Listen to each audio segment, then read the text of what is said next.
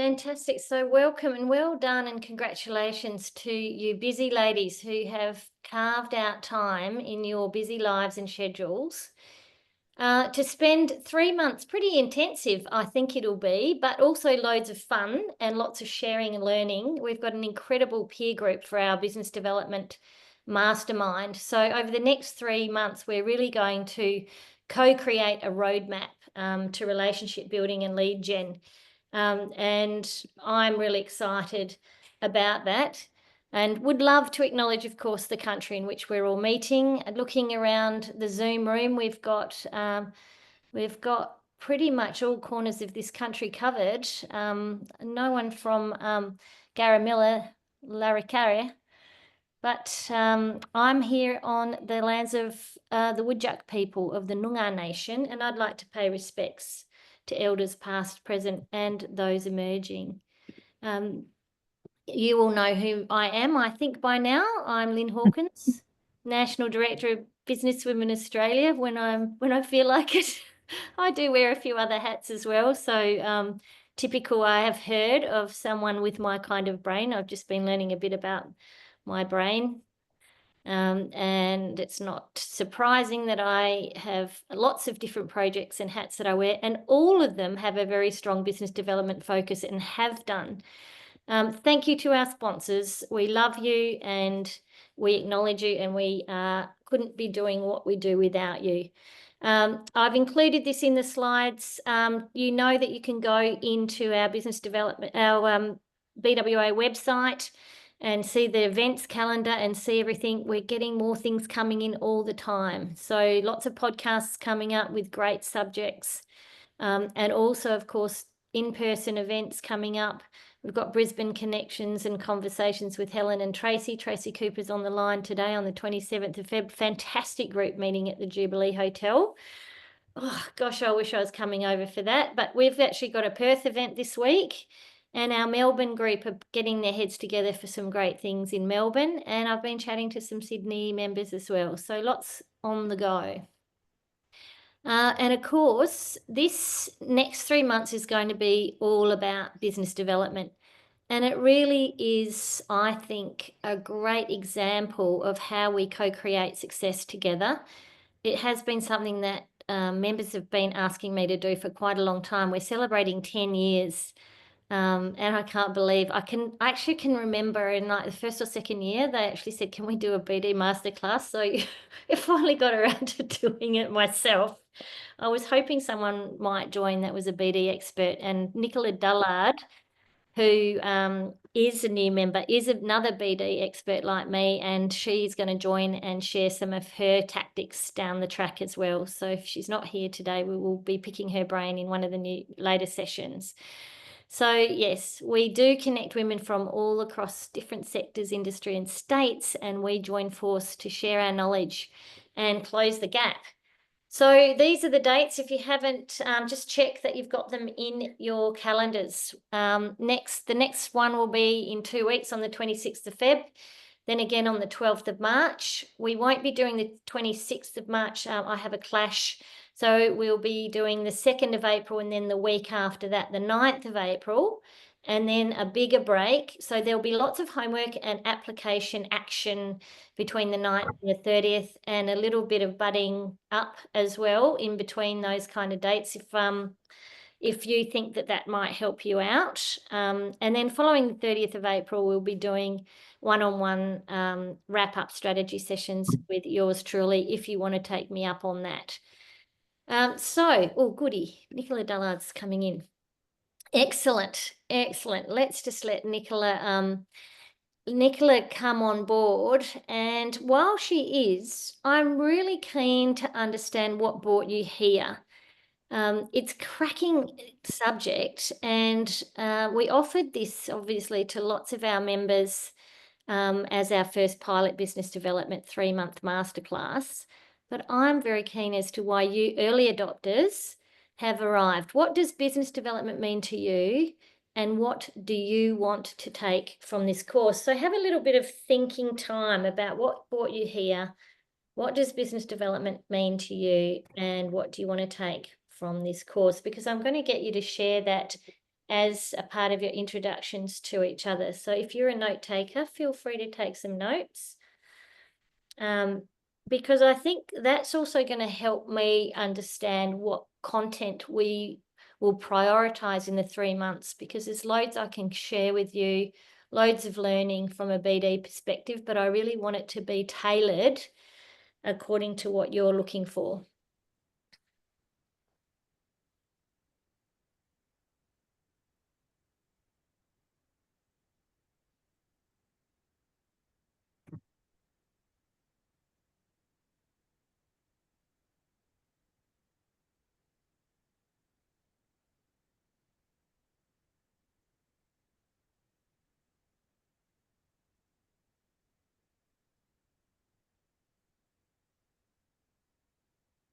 Okay.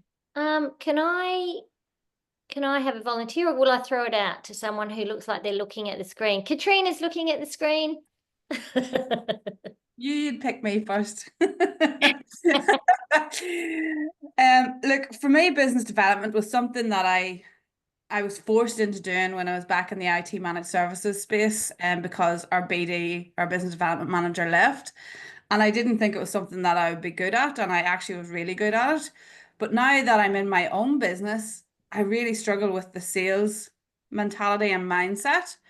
And for me now, all my work comes from word of mouth and referrals. So I don't have a business development strategy. But other than going out and talking to people and making connections and word of mouth and talking on podcasts. I have somebody listen to the podcast, Lyn, last week, and I'm meeting somebody on Monday about a potential opportunity. So to me, it's, I know, it's so good, so good. So for me, it's, just being with others and knowing what others do. I, a few years ago, deep dived into human design, and as part of human design, I discovered I'm a projector, and I think Tracy, you are as well. I think we've talked about this, and so for me, business development is really difficult because as a projector, we wait for the invitation.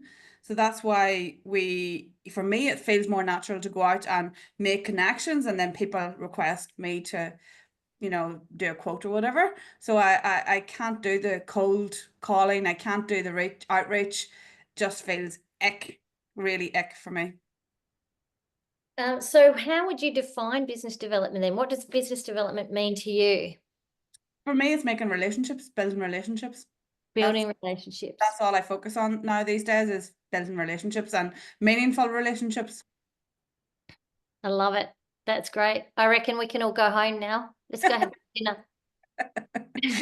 Pretty much it. And we're going to look at which relationships, how do we know where to spend our time, where are we going to find those authentic and meaningful relationships that are going to mean that the time we spend reaching out and connecting is going to bring the results we want. So brilliant. It's absolutely brilliant.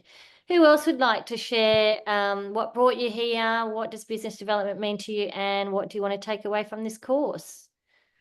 I'm happy to go next because it's a good segue, I think, from what Catriona said. So nice to meet you all. I'm Kath. I'm from Care Australia, so a development charity. And I think from a charity perspective, or even from a sort of fundraising perspective, you get the product development bit right, fairly good understanding of, your audience and your product. And I think it's that, what is the strategy to successfully get something to market and to penetrate market when there is so much clutter? And in the charity space, there are so many gatekeepers, but I'm sure in business, there are a lot of gatekeepers as well. So I think it's going back to what Catriona said, but also you, Lyn, around where to spend your time. Where is the strategy? Where's the strategy piece from a great idea or even implementation to actually building it and building the business side of it? So very much relationship based and being able to sort of penetrate from a good idea to success.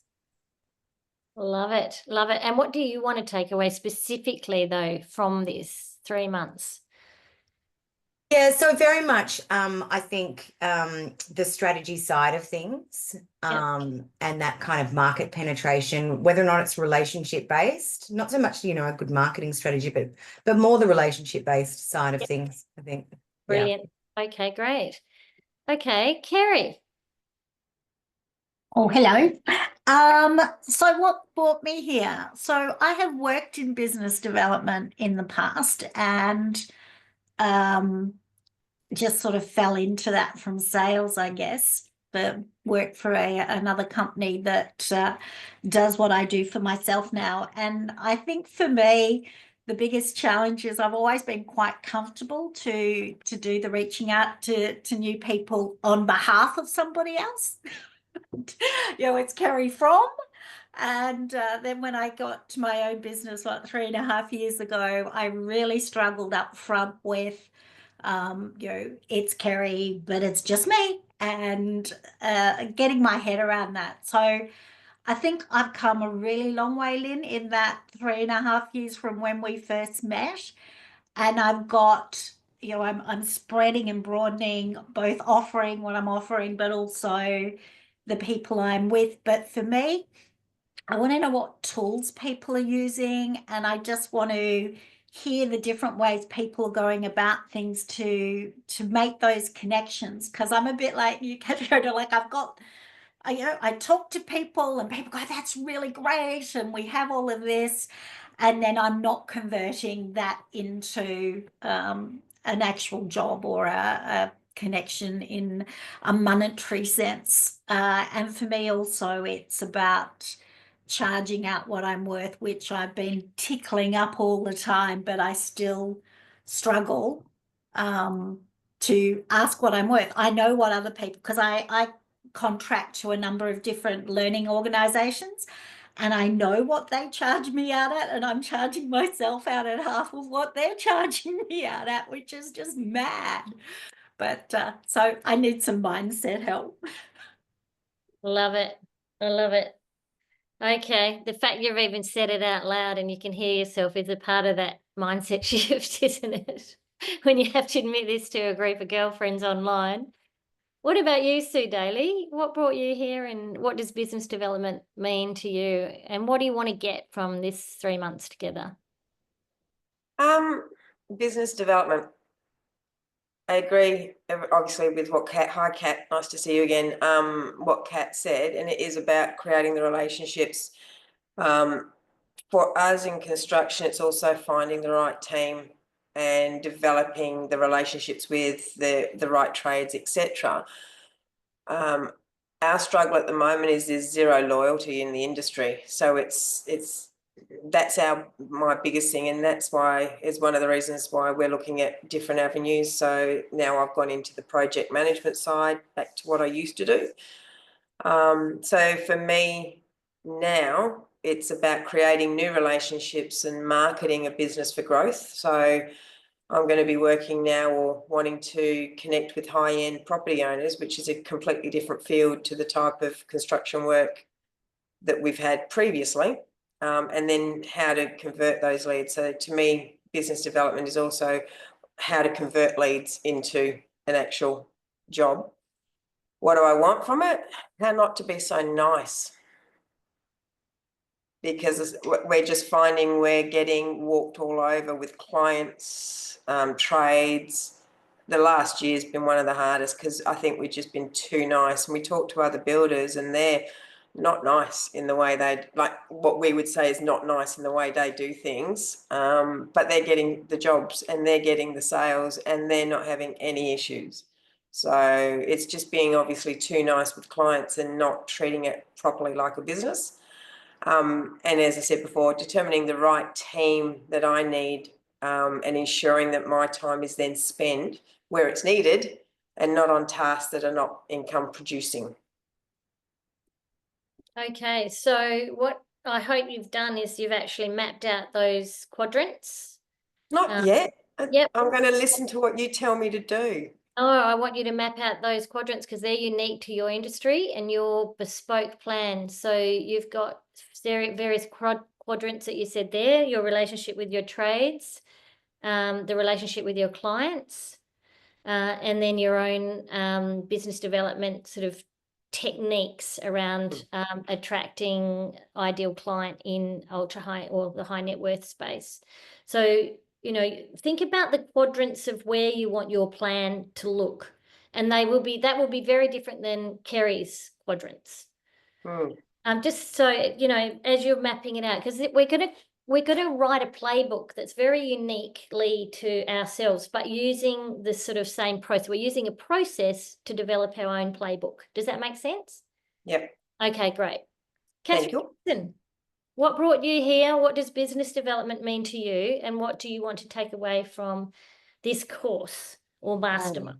So I've been in business development roles in the past, and I hated it when I had to introduce myself as a business development manager, because being in financial services, people would go, oh yeah, what's she wanting to sell me? So I tended to move, and I have moved into relationship management roles predominantly over the last few years. So client executive is a relationship manager by another name, I've discovered. So for some of you who know me, I have, and there is a point to what I'm about to say, in the last few months, I've moved from one organisation to another. I'm very proud of the organisation I've moved to, and I really feel that there are tremendous opportunities to build some more business relationships there.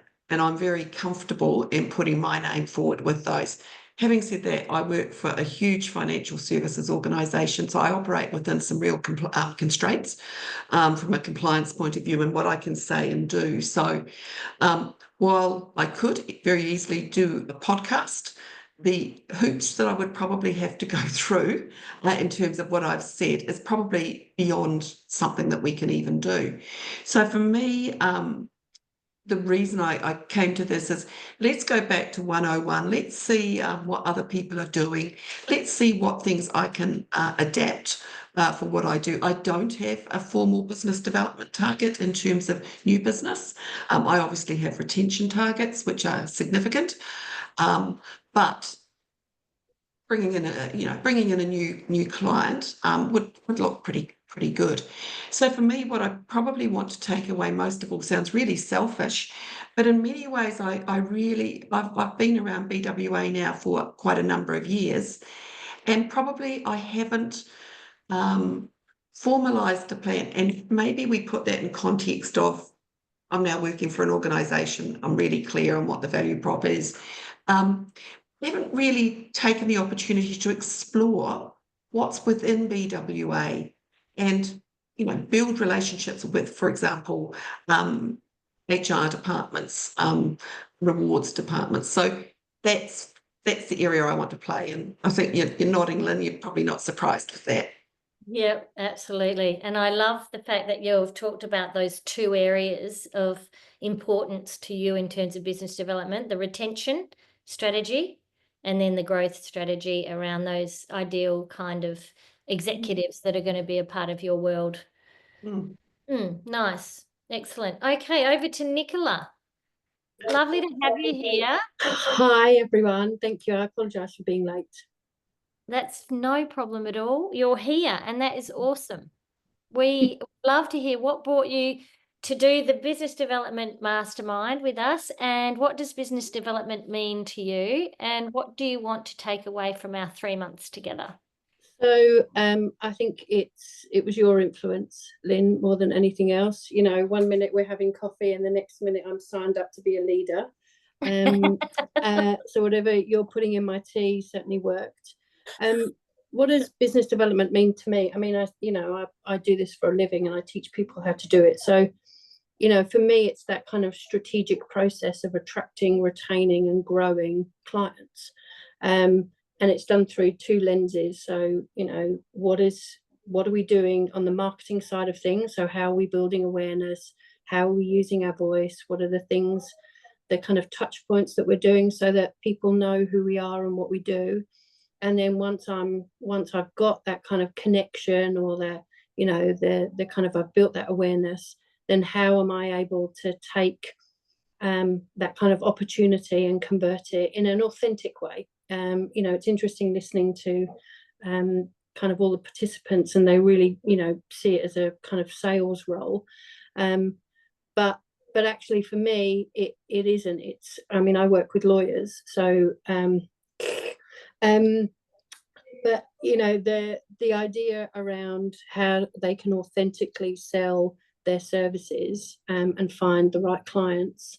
You know, kind of, so what I'm hoping to get out of this, you know, ideas, definitely thinking about how different organizations kind of come up with ways that they can build awareness, that they can build interest, convert that accordingly.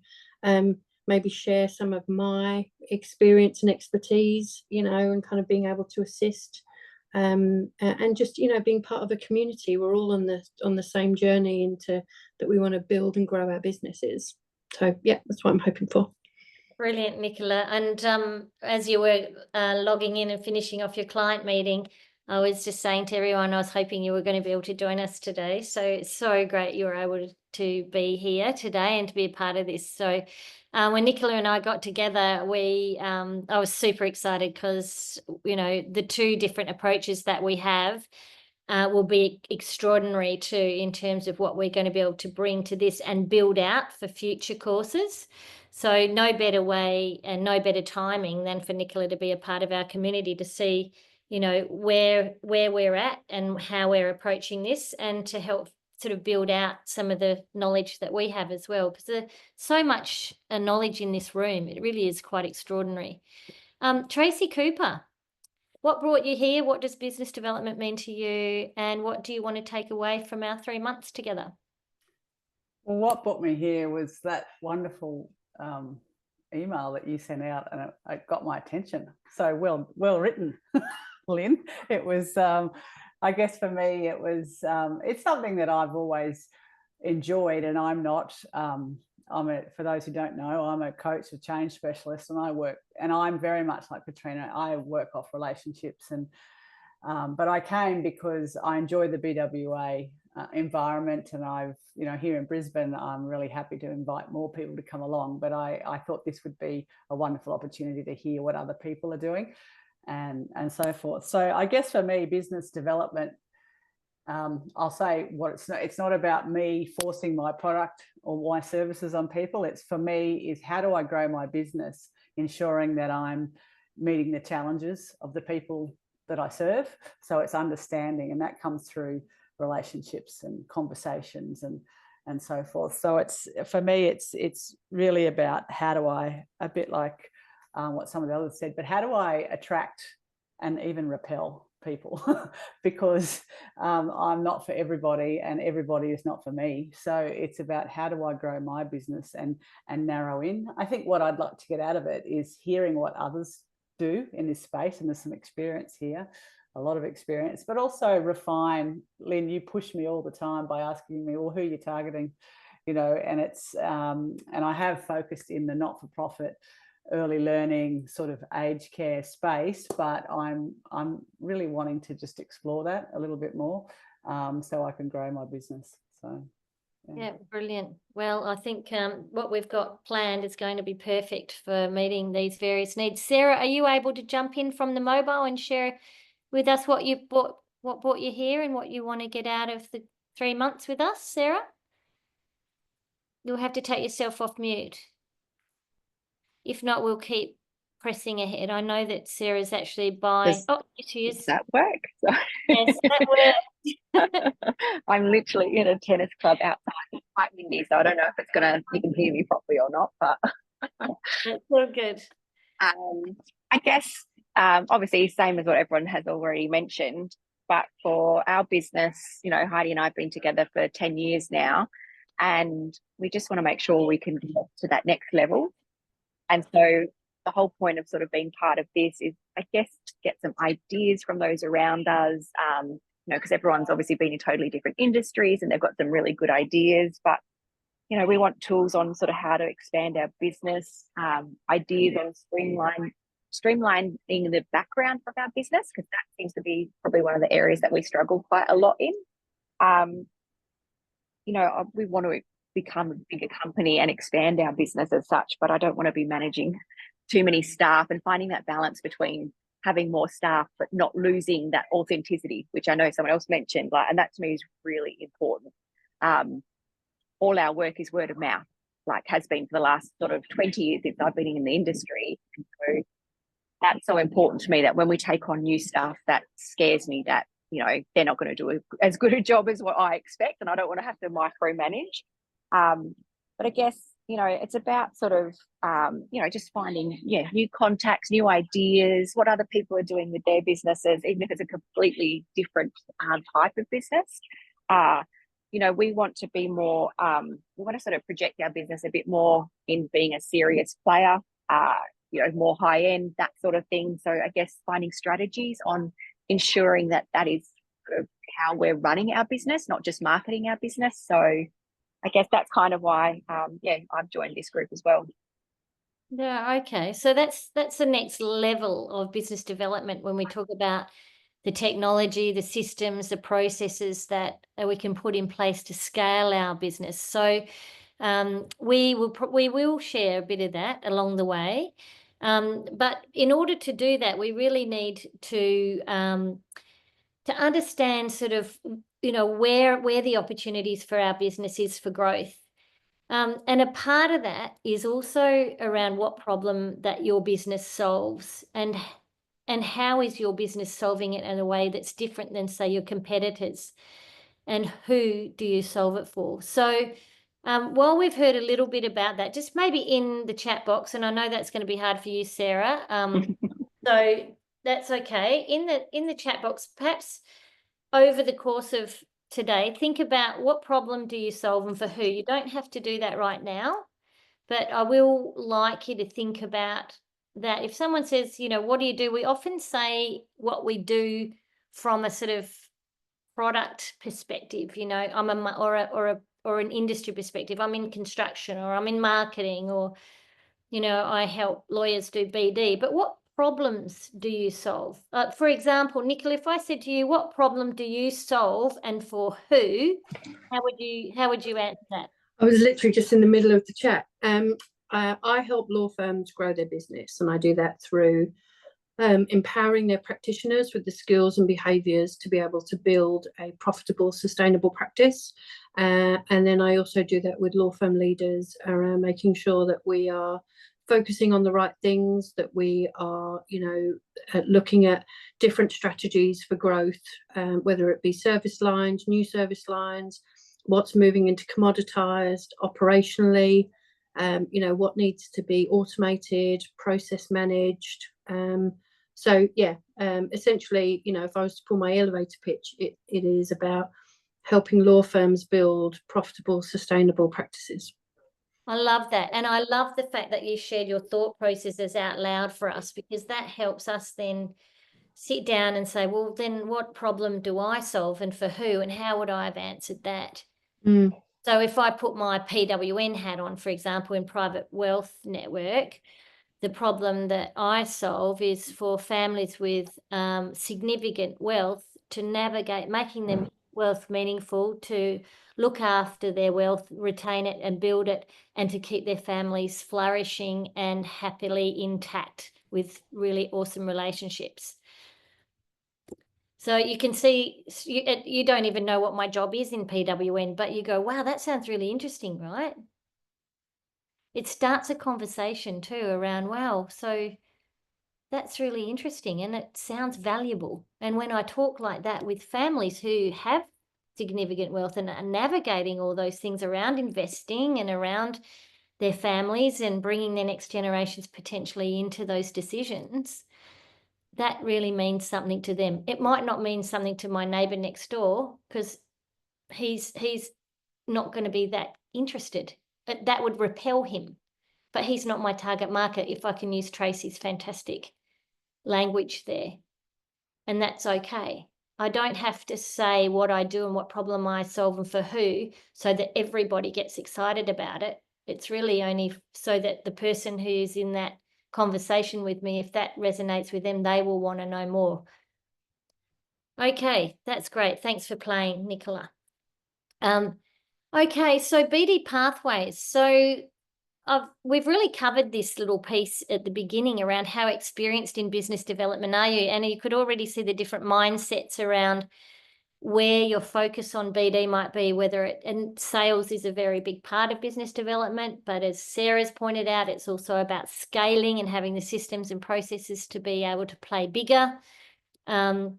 And I've loved hearing the focus on relationship building that's all around the room. So immediately, this is what I would call a fairly sophisticated group of business developers, because you already get that it's about relationships and it's less about cold calling. There may be an opportunity for cold calling in some people's environments, but it's not a very important or significant part of any business development strategy, as far as I have experienced in over 30 years in business development roles. I love cold calling, but that's because I'm weird, right? I don't actually expect any of my team to ever cold call, and I don't think it's a very thorough, strategic, or valuable exercise. I just like it because it appeals to my sense of adventure. So yeah.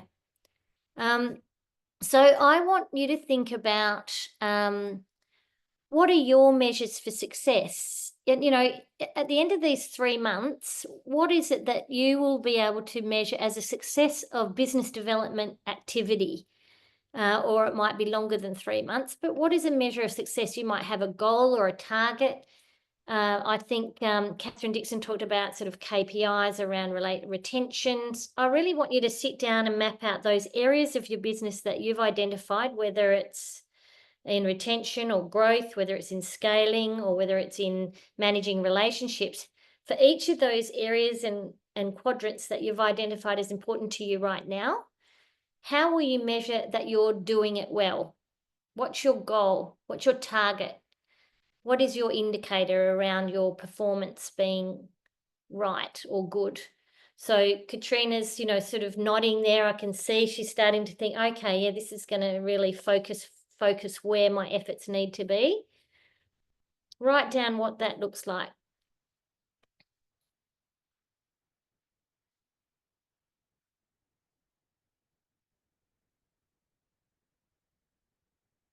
I'm loving these chat descriptions too. They're awesome.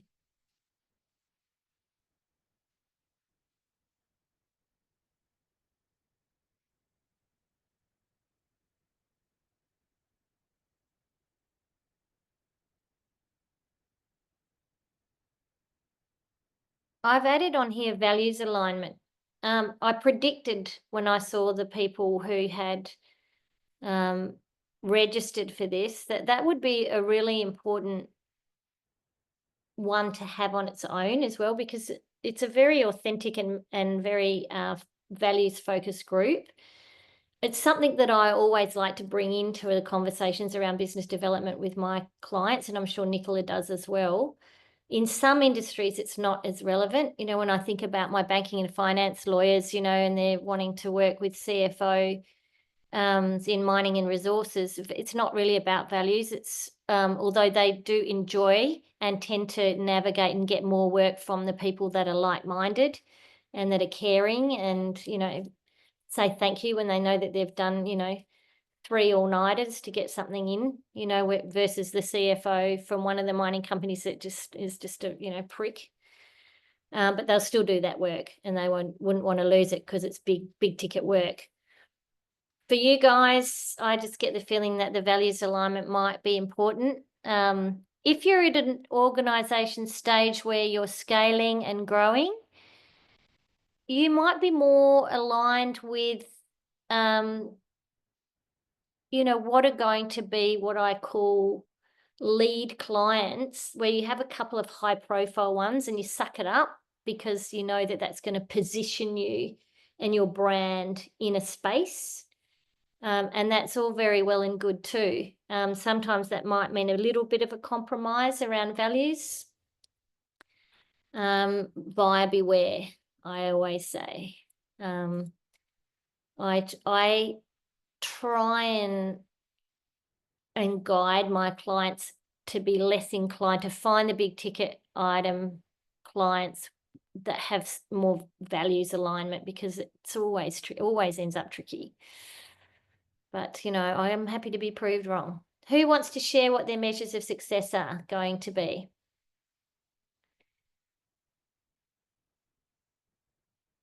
Yes, Nicola's looking at me.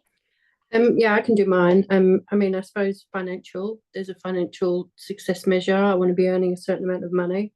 I want to be doing interesting work that, you know, I know it's not a kind of real kind of tangible success, but I know I'll know it when I see it, you know.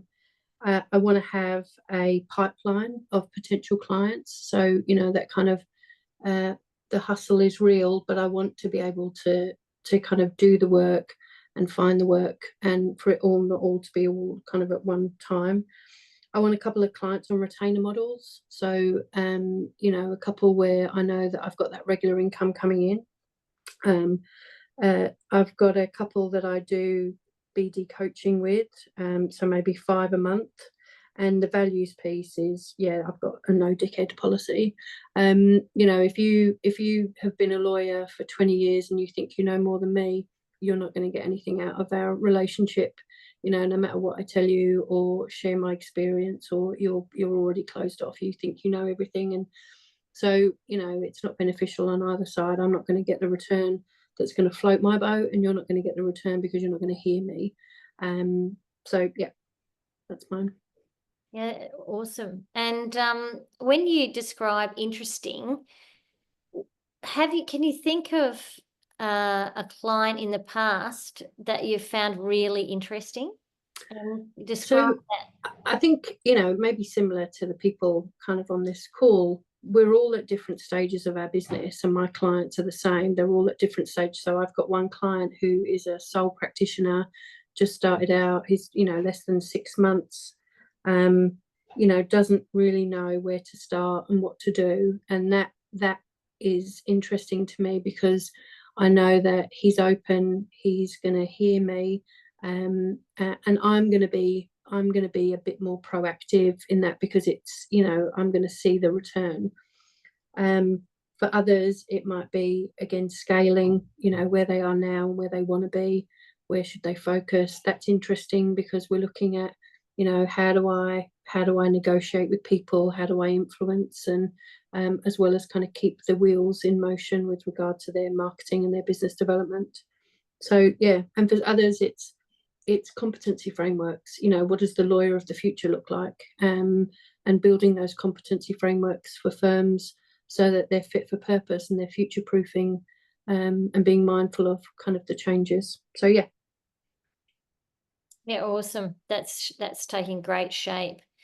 Catherine Dixon, what's coming up for you? What when you look at the different quadrants around retention and around growth, what are your goals, your targets? What are you wanting to achieve as a measure of success? Off mute. That would help. Look, I think for me at this stage in my working life, it starts with actually doing interesting and meaningful work. And it starts with doing interesting and meaningful work that I'm appreciated for, both by the people I work with, so the employers I work with and their people, and the people I work with, the organisation I work for. I think, you know, money is important, so it's important to be well remunerated as part of that. And in terms of the actual measures of success on a daily basis, well, they haven't been set yet. That's okay. We're just 6 weeks into the new financial year for us. It's really achieving the millions of dollars that are in my targets to achieve, the member numbers, retain them or increase them and grow them, and rollovers, because I'm in superannuation. So some of those are quite easy to quantify once they're set, but I think the bigger measures of success for me personally are that value-based part. Nice. That's, yep.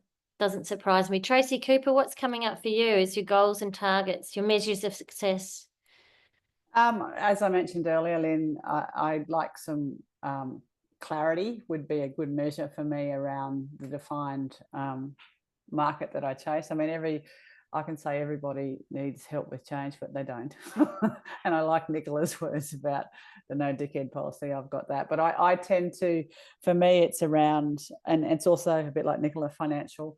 I'm not quite there yet. I've only been doing this solo work for just over 12 months. I wasn't in the previous company, so I'm wishing to consolidate and no, I don't want to grow this business ridiculously. I just want to get it to a steady flow of a certain figure. And I guess for me, it is the values really resonate for me, and I think I've defined my ideal client previously, and it is women, working with women who are of similar age to me, but it's not just because they're same age to me, but they're at this peak in their career of where I want to go personally, and where I or do I take the organisation. So they're senior executive women, and I've got one at the moment who's do I want to go to the CEO? I don't know whether I do. That sort of thing, helping her change, or I've got organisational change people. So I guess it's doing work for me that matters, and that's why I lean towards the not-for-profit. Early learning, I spent a good half a day there last week, and I walked away just smiling. What these people are doing for our children, our young children, is superb, and it's just so heartwarming. And I'm at that stage of my career, so I guess it's refining what I've got, but it's around some of that financial stuff, but getting that, and I want to be challenged. Well, what have you thought about this as a market for your service? So. Amazing. Yep, love it. And I'm sure we will challenge you, don't you worry. Oh, I love a good challenge. Thank you.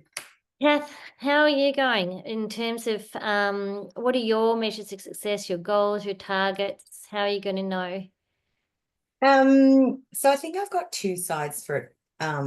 So I'm a fundraising practitioner. I've worked in marketing and fundraising for the best part of 30 years for lots of different organizations.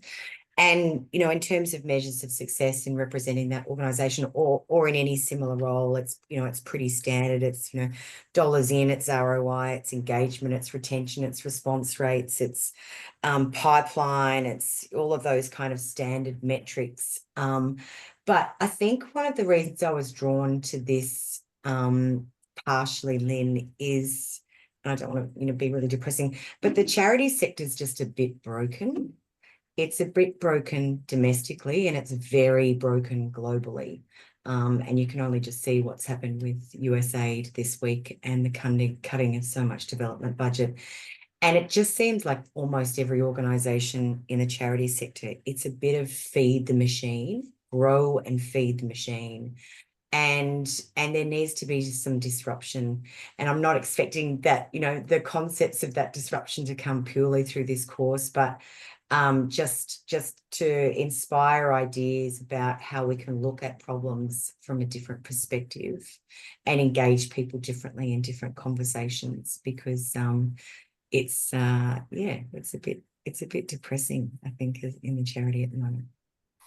Yeah, well, I think that's going to be interesting as we navigate the next couple of months, and being able to bring the Brains Trust to be able to support you in some strategic kind of ways that you can impact change. Yeah, and I think it's not just for us, it's also, speaking to some very experienced people in the finance sector, just what the economic environment is really going to look like in Australia and globally over the next sort of 3 to 5 years. And we're going to need to start really thinking about mergers and all of these concepts, which charities hate. Tracy, couldn't recommend you more. Deviate a little bit out of nursing homes and move into charity mergers. It's going to be a booming sector in the next couple of years. But yeah, so thanks. That's enough. I mean, we've talked about it a lot over the last 10 years, and it comes up and up every time, doesn't it? But there's such a pushback on those mergers. Where they'll be forced to, I think, in the next couple of years. I think it's got to that point. I'll be really interested to hear more about that. Kerry Nopes, what about you in terms of your measures of success? How are you going to measure? What goals, targets, KPIs are you setting in your business?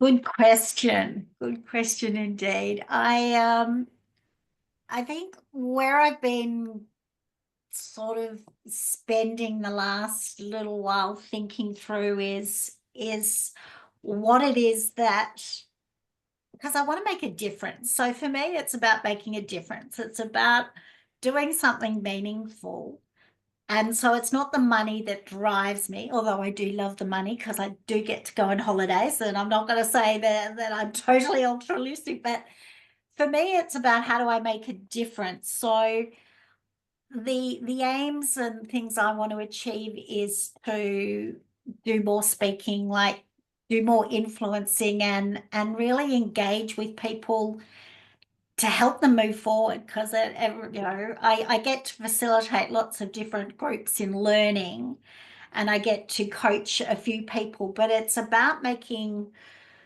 seeing people say, well, holy cow, I can actually see there's a way forward.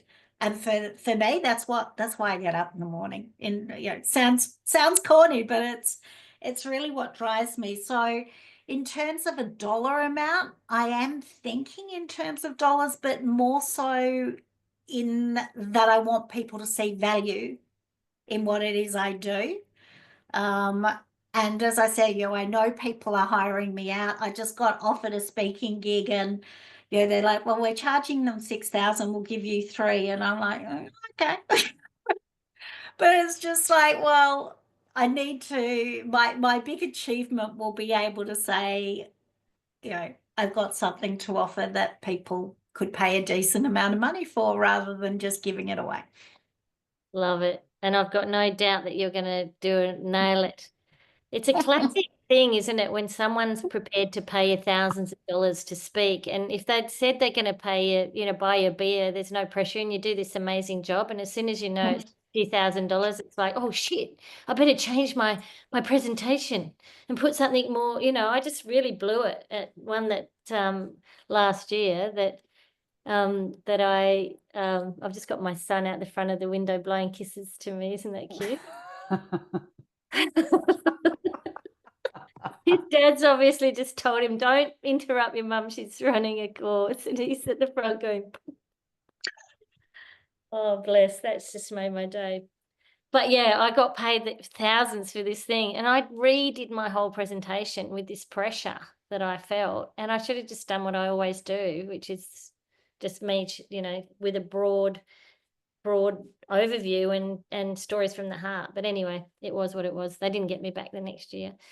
Okay. What about you, Sue Daly? Have you got some KPIs, some measures of success that you're going to set for yourself for this year, or? If I just focus on my business, as in the new ones, so measures of success for me, regardless of what business we're doing, would be being happy in what we do or what I do without feeling burnt out and stressed. That's number one to me. Knowing I have an ongoing income that provides that financial security, because in construction there's no guaranteed income, and having the time and those funds as well to look after myself, and in health, travel, hobbies, anything, but have that time or have enough income coming in that you can take time out for yourself. So basically, looking after me, not just my clients. And do you have a number on that? Have you got an idea, or do you need to so basically to have one major property renovation annually, or depending on the size of it, could be biannually, like the one for this year, and to have, at least in its first year of operation, at least 7 properties that are subscribed on my mid to high tiers for the property concierge business. So that would be my starting goal eventually. Having enough properties that I need to take on an independent contractor, and even maybe need to have clients over East that I have to go and do. That would be a long-term one. Okay, so this is what I'd love you to do is look at your goals, look at your targets, and try and put some numbers around them. So if there's a finance piece, if there's an income piece, if there's a number of, put some numbers and metrics down. We're gonna revisit this. We're gonna work on it, but I'd really love you to just look at it. So for me, say if I look at BWA, I've got to say, well, I want BWA to be actually bringing a positive revenue instead of me constantly topping it up, and I want it to be actually bringing in a positive revenue of say 100K. That shouldn't be too much. And then I've got to work out, well, how many more How much more money do I need to build out of events? How much more money do I need to build out of leader memberships? How much more money do I need out of connector memberships? And how much money do I want to get out of sponsorships in order to get that profitability? So I'm going to do a bit of work on that between now and next time we meet. Because I really need to think about that as some goals, some financial goals that then I can share with my team and my board and say, look, this is what I'm thinking. Am I under dreaming or is it over the top? Just some, my coach, have a look at, is this achievable? I can sort of think that would be nice to have $100,000 for development money. Potentially out of that $100,000, we could then do a bit of a repayment plan to the Hawkins Family Trust for the money that we've put into Business Women Australia over the 10 years, or the money that I've actually tracked that we've put in. Don't tell Simon how much I haven't tracked. Catherine Dixon, you are never having a wine with my husband. Okay. We are going to get that really pointy goals and targets, to actually build that into your business plan. Kath, for you, at Care, think about, what are those elements of your strategy that you can go down into sort of the number, and then break that number down into the type of categories that number relates to. So again, for Catherine, she'll have a retention number and she'll have some percentages maybe around retention. And around growth, she might want to have a percentage around growth, and then it turns into a number, and then that number turns into a financial number, then turns into a number of clients. So if I want to earn this amount of profit, I have to work out then how many customers do I need? How much of that is going to come from my existing customers? How many of that then are going to have to come from new customers? And then that then dictates my lead generation strategy. And that's what I want to aim for. And don't beat me up if I don't make it, but I'm going to give it my best shot, right? Okay, Sarah's back. So we lost Sarah and Sarah. Sarah, you're back. We lost you. We've still got 2 Sarahs. Okay, so yes, turn it into a number. If, for example, Sarah's actually got a measure of success around growth, then her and Heidi have to sit down and say, this is what we're earning now. How much more do we want to be earning? Do we want to grow by 20%? How much does that turn into? How many clients does that mean? And how much staff do we need to deliver that? Same kind of thing for you, Sue Daly, in that kind of construction space or around property space. At what size and number does that trigger a person that has to be employed in order to scale it? Otherwise, I'm going to burn out and I'm never going to get my holiday, and I'm going to be manic, and I'm going to be saying the worst thing that's happened is being successful. And I don't see a lot of that kind of measuring going on. And this is good stuff to do with your accountant if you've got an accountant. If you haven't got an accountant, I suggest you organise for an hour or 2 with Stacey Payritz or one of the other accountants we've got in the group to help map out how those financials work. Okay, so when we look at our goals, I just want one goal, because lots of you had lots and lots and lots and lots there, like lots of goals, and that's what I love about women. We love, love, love, love having lots and lots of things to work on. When we do the Wheel of Life, it's really hard just to fix one area of our life. Everyone goes, oh, can I do 2? No, you can't do 2. You can only do one thing. Working actually has a domino effect on everything else. So I want you to write a realistic goal for your BD. By the end of 3 months, I will. By the end of 6 months, I will experience. By the end of 12 months, I will experience. Or I will find, or I will have, or I will whatever it is. By the end of 3 months, by the end of 6 months, and by the end of the year. And we will continually revisit and revise these because our goals need to be nimble. But I'd love to hear what these are now. But anyway, let's just write those down for now. And then we'll share.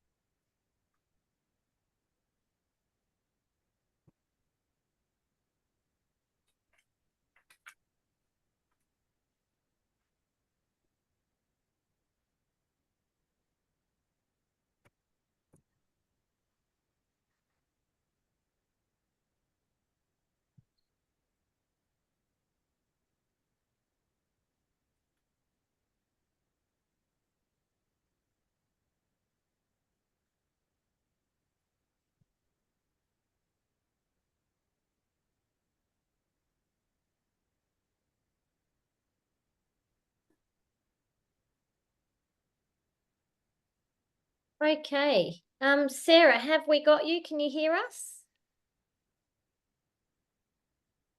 Can you put yourself off mute if you can? Hello, Yeah. sorry, I am struggling over here. I don't know what's happening to my camera or anything, but I've just moved from outside to inside. Okay, no So worries. I did miss a little bit there because I was getting out of my car and driving and stuff. So That's okay. I'd love to hear what your BD goals for scaling and growing a business. By the end of just 3 months, what would you like to have? Just one goal, and one goal for 6 months and one goal for the year. Have you had a chance to think about that? I guess it probably falls into the things that we were talking about before anyway, like our general measures of success. So for me, you know, within 3 months and something, I guess I'm trying to make it achievable as well. I'm not trying to set too high a goal, otherwise I'll be disappointed if I don't reach it. But at least, like for instance, in our particular business, at least one new high-end client. So one high-end builder or, you know, high-end, you know, residential client that comes to us direct, for instance, that's obviously achievable, and, you know, we would, yeah, that would be good for our business as well. I think within 6 months, just the whole scaling of our business and employing new staff so that we can grow our business more, obviously, because we are almost at capacity at the moment. So there's only so much we can do.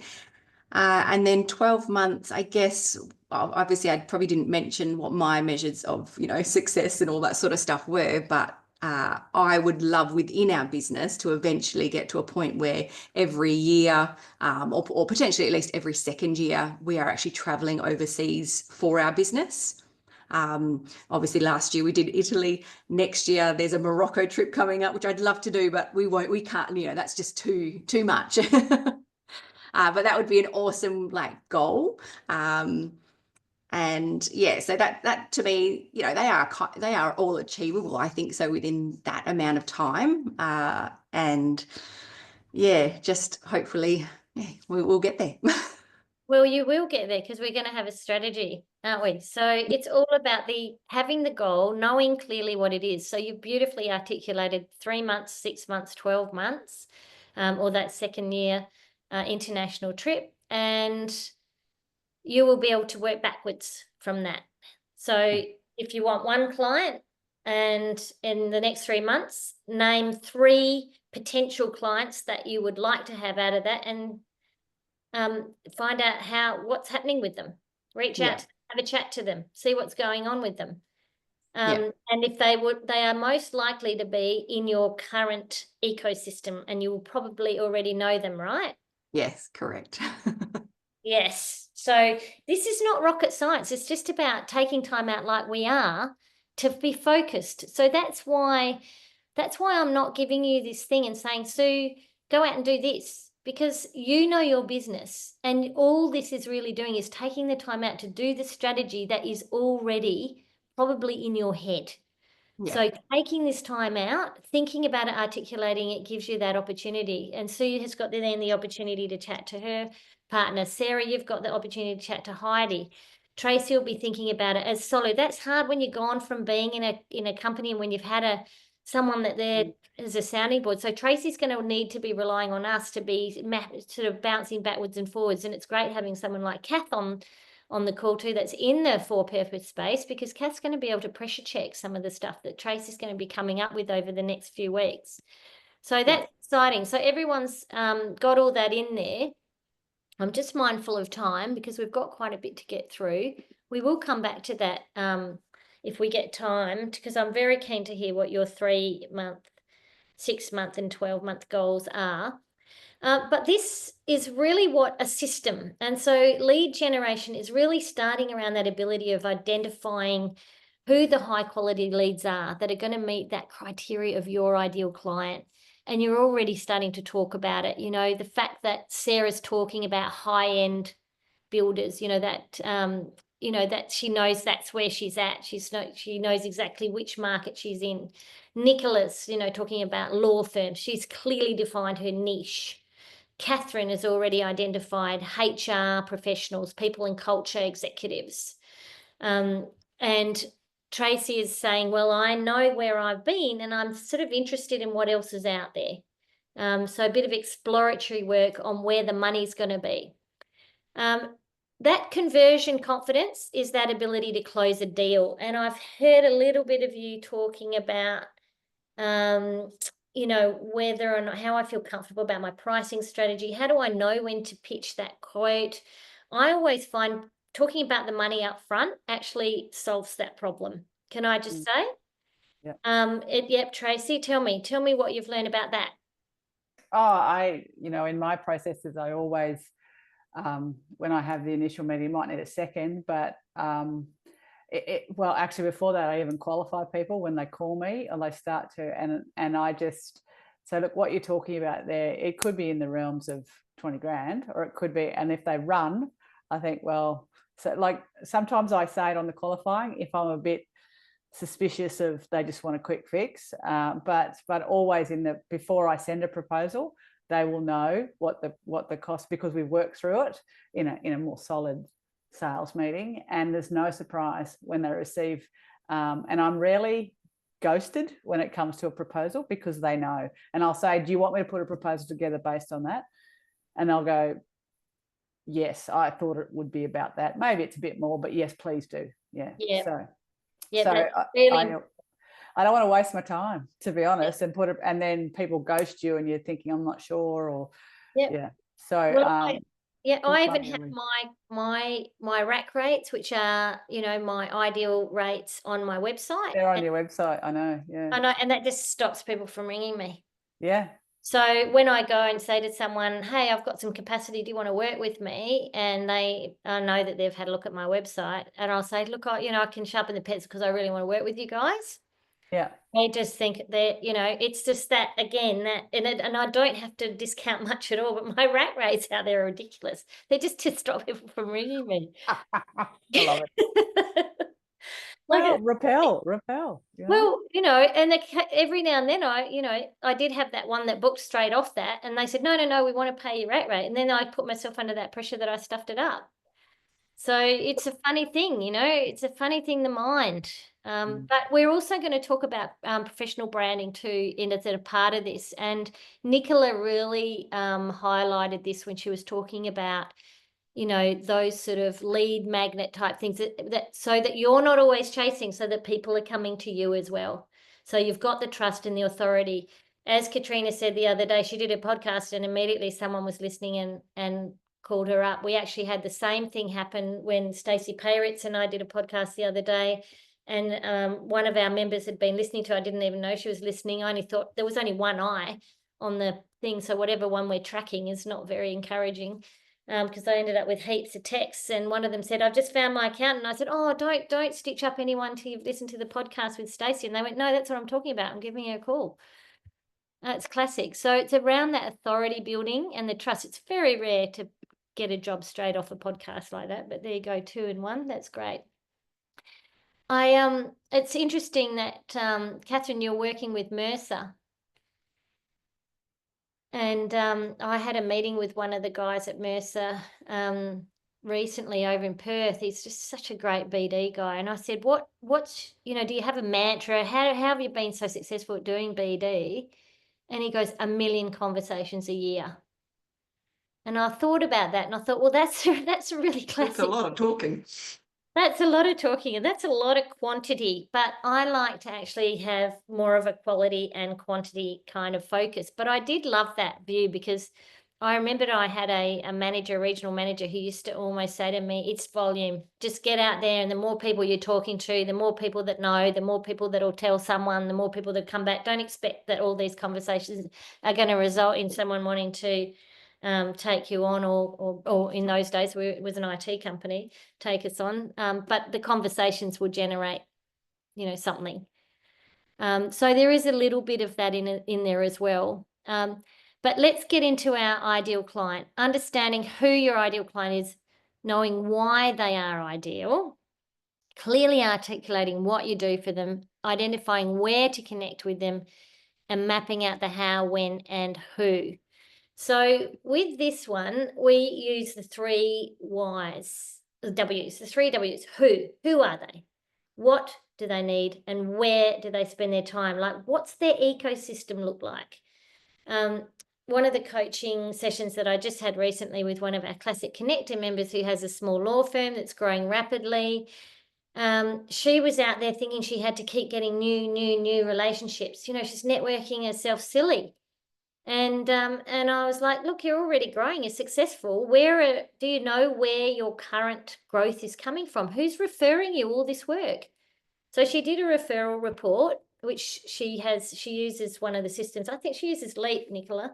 And she won't mind me sharing this because it's Gemma, for those of you who know Gemma Caldwell. And she has a tracking system. So every inquiry they get, they track, you know, who referred the client to the law firm. And she found out that there were about 7 or 8 like consistent referrers, people that have referred more than once.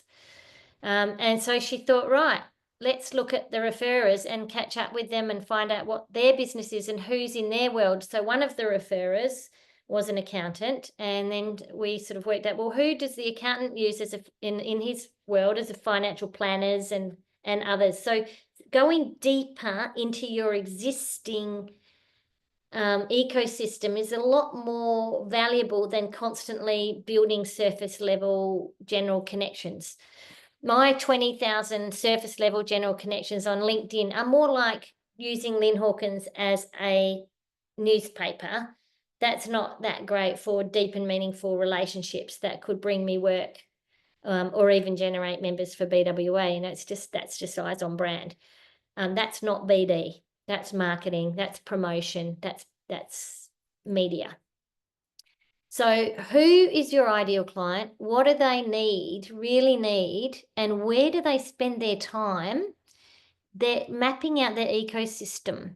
They're what we call the 3 W's. So now I want you to actually create a profile of your ideal client, answering that, who are they, what do they need, and where do they spend their time? Because we want to create an avatar, just a one person who's your favorite client. And I would love to give you a hint here. If you have an ideal client already that you've had in your world, that has been amazing, that has spent a lot of money with you, that was easy to deal with, ticked all the boxes, is your biggest advocate, might have been from a past life, a past business, a past thing. If that ideal client is the type of person that you want to have and build your growth business out, put a name to them, even give them the name that they have. So one of my ideal clients was Erin. She was the head of the IT, like this head of technology for WA Country Health. She was strong-minded. She was super smart. She was an ex-physiotherapist and had gone and learned IT on top of that. So super smart. She was a bit younger than me. The boys in my team and the IT company called her a ball breaker, and they were scared of her, and they were too scared to tell her when there was a variation. And I said, I'm going to go and have a meeting with her. I knew before I even had met her, because of the way they talked about it, I was going to love her. And we just got on like a house on fire. She had 2 little boys. She was juggling an amazing career, and she lived not that far from me. We had similar values, similar interests. We were both ambitious. She was my ideal client, and her name was Erin, and I spent the next 2 years finding Erins.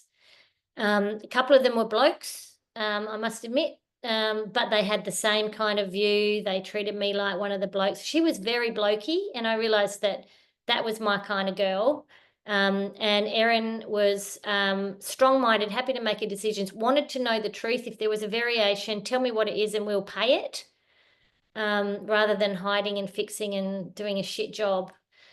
So who is your ideal client? Give them a name. Tell me about them. Describe them. Just for one of your business areas, Sue Daly. Are you picking on me? Yeah, I just want you to give me one ideal client for one of those business. I've already got it. She's the one that actually is this person that came up with the other business idea I've got. So okay, so tell me, what's her name, and describe her lifestyle and everything about her. So her name is Jo, and her and her partner run a 7-figure business, both here and in Brisbane. down to earth people, really down to earth, but work very hard. 3 kids, and she's constantly running around because they're all at different schools, different ages and different sports. So she's constantly running around. So time poor being the biggest thing. They have the funds, they have a property both in Perth and a property in Halls Head. So they actually are both my clients because it's them that came up with the idea for the property concierge, because that's what I've been doing for them for 3 years in their Halls Head property. So I look after their Halls Head property. I go in and check it every month, make sure everything's maintained. And if anything needs to be done, I phone them up. They pay immediately. They're absolutely beautiful for that. If I put an invoice in on a Monday, it'll be paid by Wednesday. They don't like us being out of pocket in any shape or form. We're in the process of just working out the contract for the $2 million reno in their Perth property that I've got. So that's the 2 arms of the business, is both their properties, and they're the ones that will refer to others. So like they've got a friend down here that wants to have a look at the property concierge side of things. But that was their idea. They came up with that idea on a subscription basis just to give me more work. And now she's worried that she'll lose me. So, Wow. Yeah. So you've got to be able to talk to her about your plans to scale. yep. And she will be absolutely essential in that referral strategy. She's my sounding board as well. So she's really good for that. That was beautiful. Thank you for playing there. That is a beautiful example of understanding and putting Joe up there as your ideal client and finding more Joes, and through Joe and then Joe's friends and then Joe's friends' friends and Joe's husband's friends and Joe's husband's friends, actually just building into that ecosystem. It actually becomes a very simple strategy.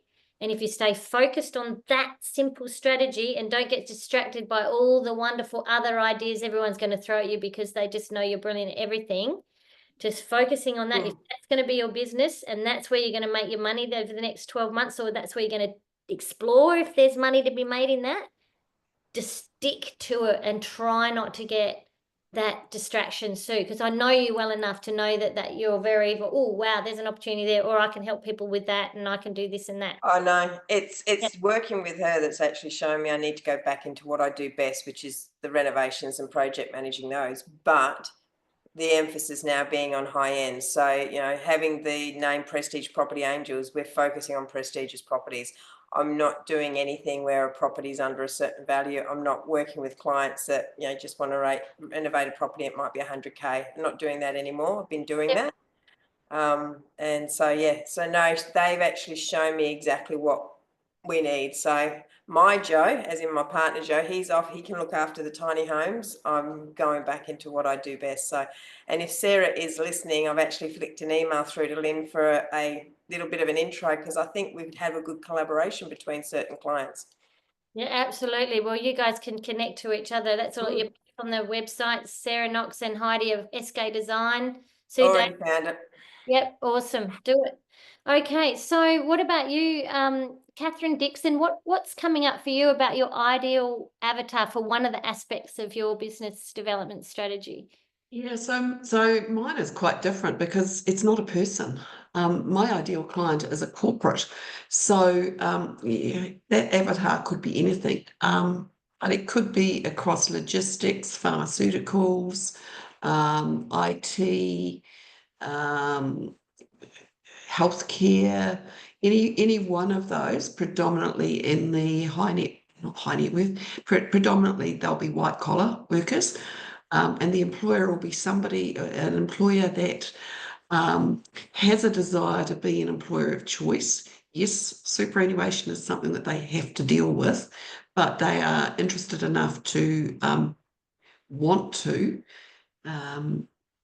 encourage and retain staff through their benefits program. Okay, so an employer of choice, an organisation that's setting themselves up as being an employer of choice. Some of them put it out there, right? Have you got any data on who those organisations are that are out professing to be employers of choice? You can find them. For some of these, the challenge is we already have a lot of these as clients. So that's good. We retain those as well, but yeah, that's across the breadth of where we're probably looking. And is there an ideal size, number of employees? What you would tend to find that some of my big name clients, what do they start at? There's nothing smaller than 500. Okay, so you'll be wanting to get those lists, the lists of the big employers that are out there as the employees, and then inside those corporates, what kind of titles or roles would the people have that would be interested in what you're going to be offering? The people that make these sorts of decisions are HR, so head of people and culture, or their HR business partners, or their the rewards people. They all come by different titles. CEO can get involved, but predominantly the way in is through the HR/rewards teams. So in your history and in your past roles, have you had a HR or a head of people and culture, a person that you've really enjoyed working with? And move it's been a around. great client, a person, like think of someone that comes to mind that was like signed up, did it, was awesome to deal with, cared about their employees.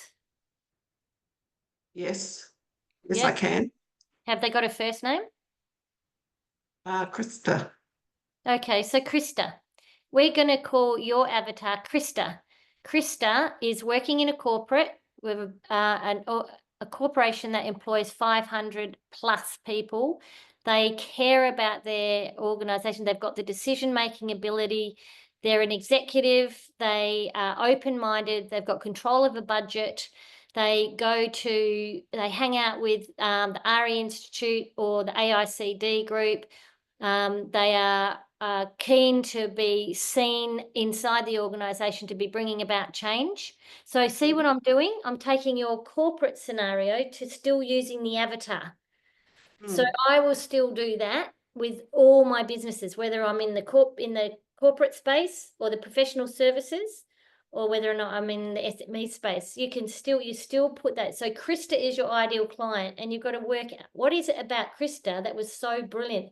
And then your brain will start finding Kristas. It's like when you buy a red Volkswagen and you thought it was really unusual, and then all of a sudden you're seeing all these red Volkswagens. It's because your brain identifies with the things that you've actually named and attached to. So play that game with us, Catherine. Really, really map out more about what Krista is and who she is, and where does she hang out? Where's her place? Okay, that's great. That's awesome. So, I said, here is an example of the way I've done it. Beck's my ideal client. She's a senior executive. She's aged between 35 and 60, so age is not really the issue. She's community minded. She's generous spirited. She has an excellent work ethic. She resides in a city in Australia. She's paying off a mortgage. She doesn't support children.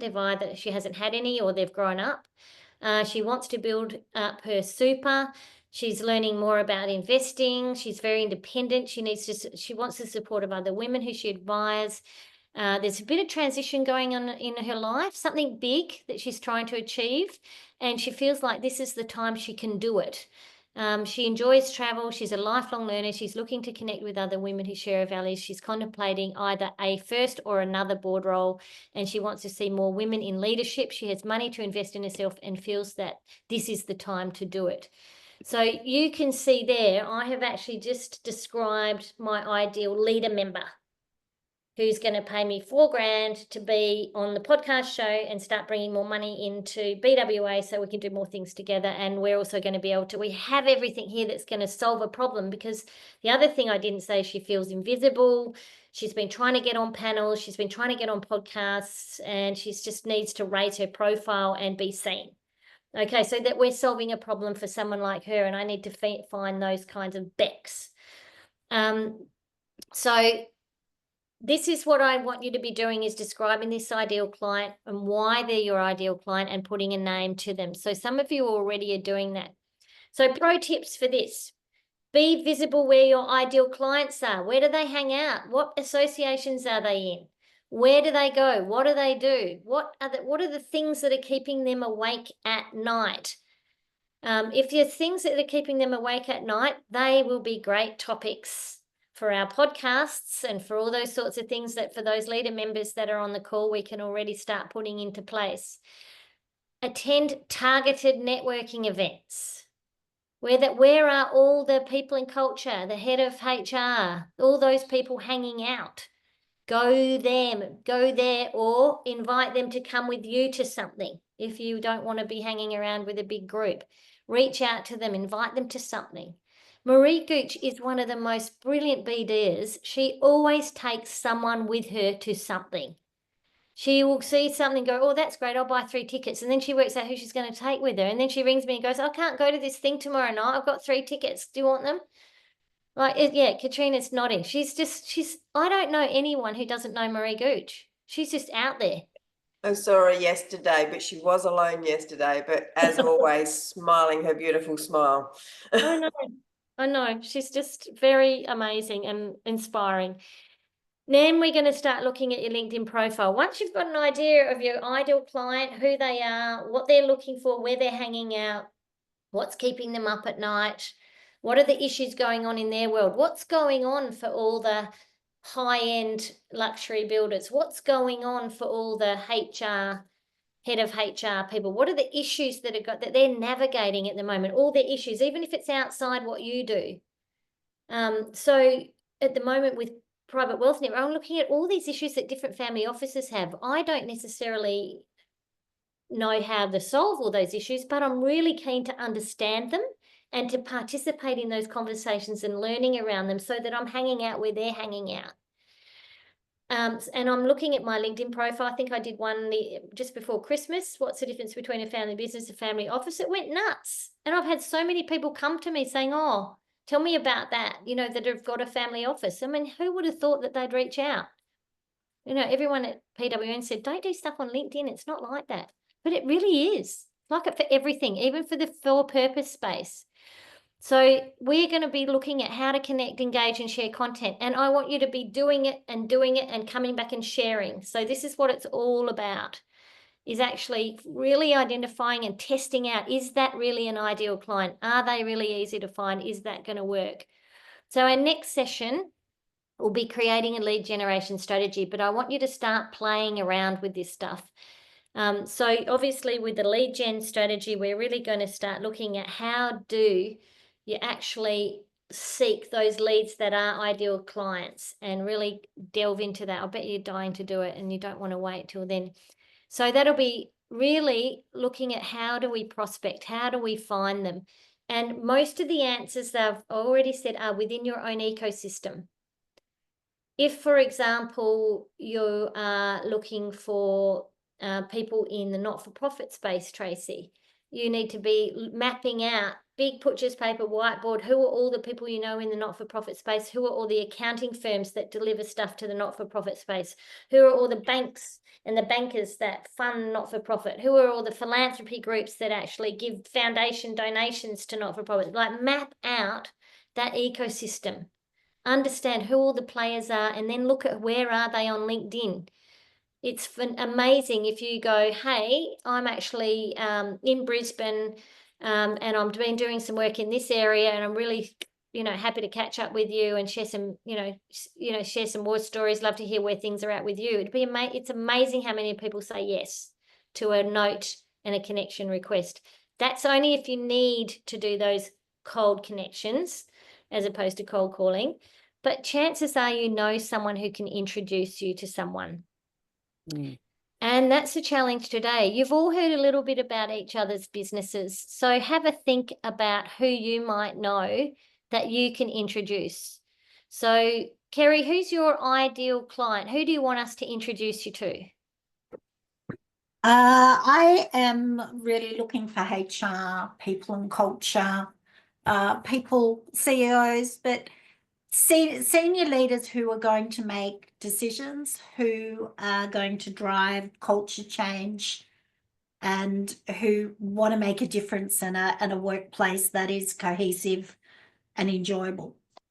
So if we said, oh, we want to introduce you to Kerry, and they say, why? What does Kerry do? What problem do you solve for them? Solve people turning up to work and just doing busy work and not focusing and coming with passion and excitement about what they do. So if we engage people and create that culture where people can lean into each other and excite each other about what they're doing, then results come with that and productivity come with that. So that's what I do. Okay, I can hear some shape coming to that. So that we're going to work on that.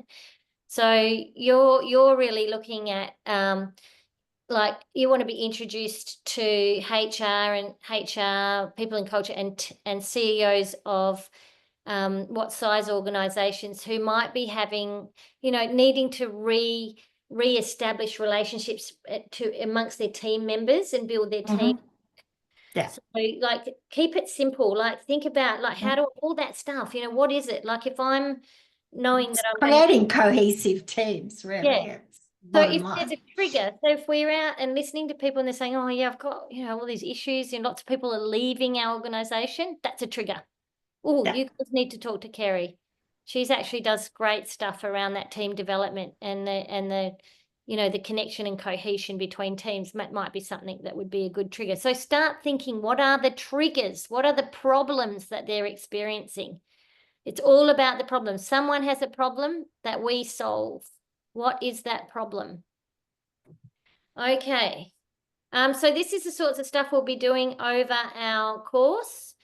Quick checkout. We are slightly over time. How do I feel? What did I get? One thing that I got out of being here today, and what is the one thing I'm going to do between now and the next time we see each other on the 26th of February? I will throw that to Sarah.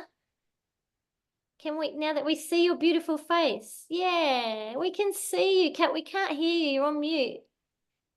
I've got this. I'm getting there, okay? I love it.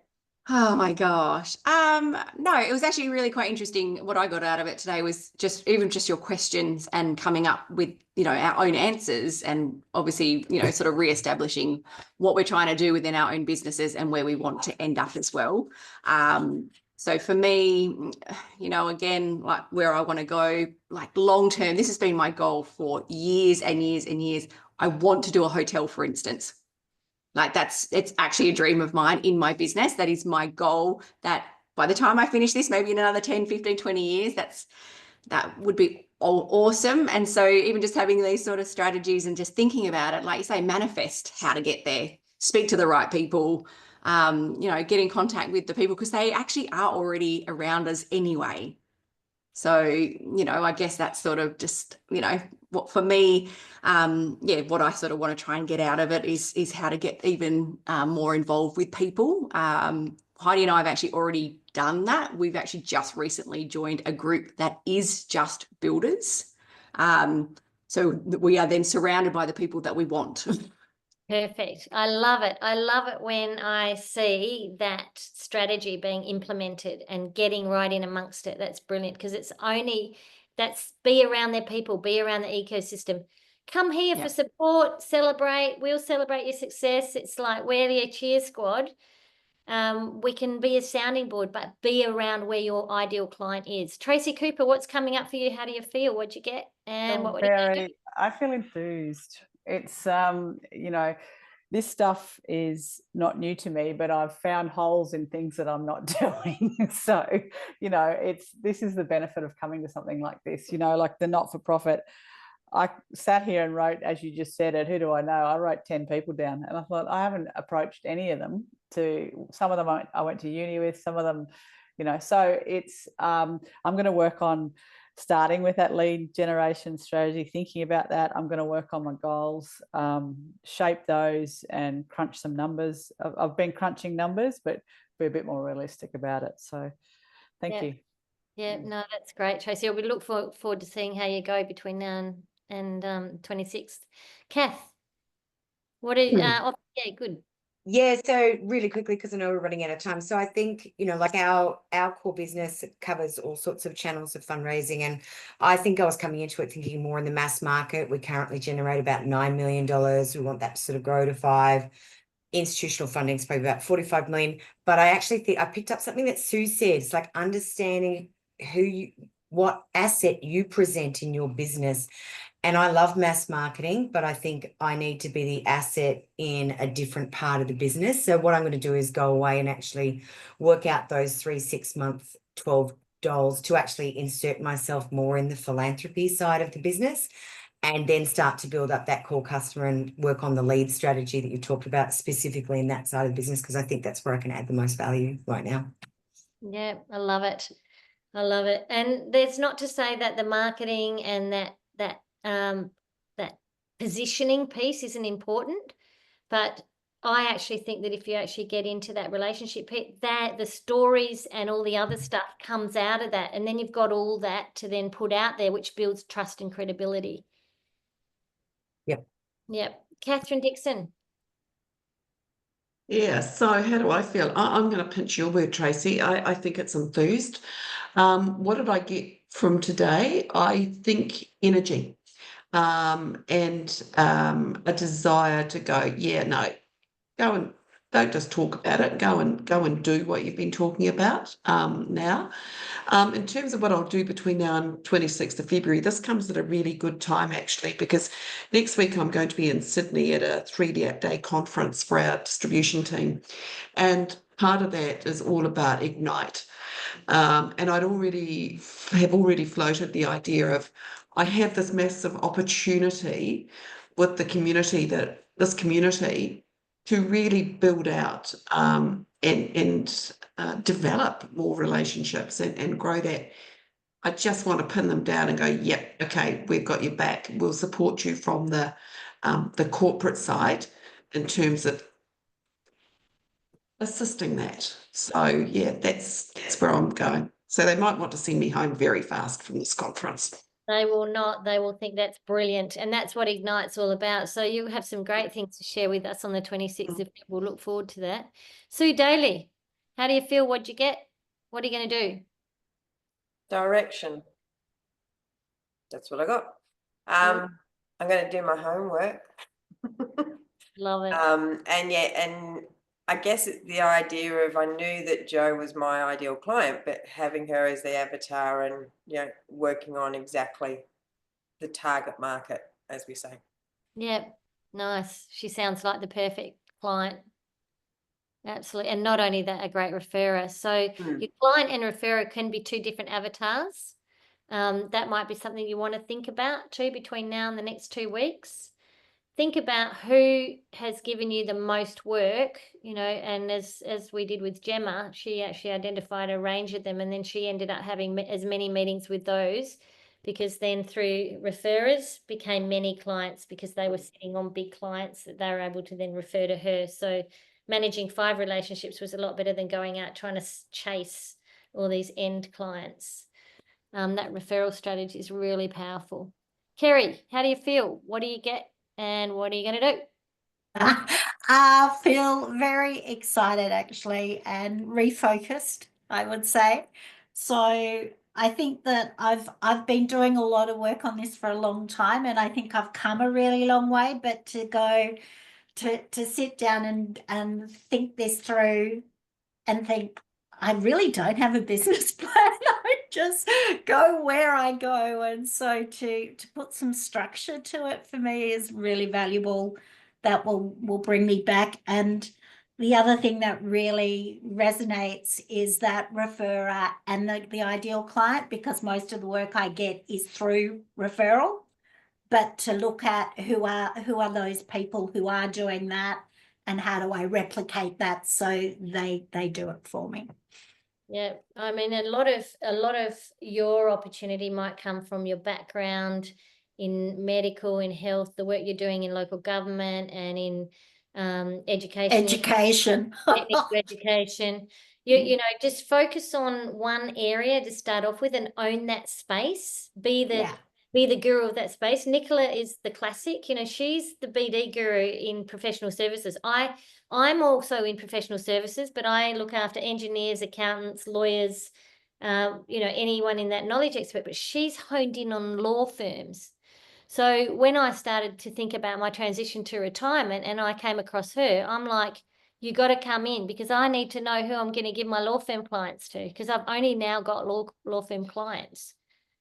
So, you know, even setting yourself up to know who potentially is going to refer you, potentially their business. So Katrina, how do you feel? What do I get from being here? What do I get? What am I going to do?